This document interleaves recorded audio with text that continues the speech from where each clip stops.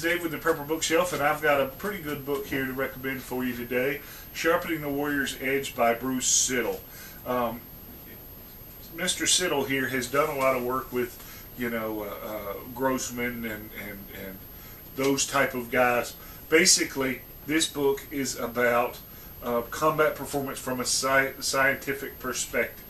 Okay, he's done a lot of work on combat performance, how reaction time deteriorates under stress, talking about, how, you've got the Cooper color codes, but he puts it to heart rate, right? And when you get to black and your heart rate gets to, say, above 110 beats per minute, how a lot of stuff deteriorates. How to develop a training methodology that combines educational psychology, neurobiology, principles of learning, and motor research, motor skills research. And that's all from the back there. But really great book. Talks about reaction time. Talks about how to increase reaction time. A lot of sources talk about Rex Applegate's Kill or Be Killed. Talks about McGovern's Fast and Fancy revolver shooting. He's got references for each chapter. This is a very, scientific view. Talks about survival motor skills. This is a very, very good book if you are serious about defensive pistol craft.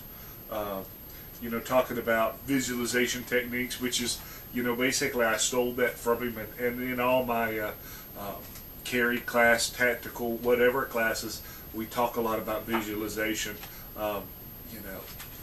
because it works.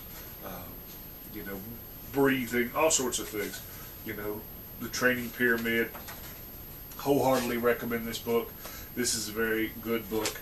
However, if you're not serious about psychological aspects of use of force, of the adrenal response, fight or flight, flee response, flight, flight, freeze, then this might be a little dry to you. It might be a little technical.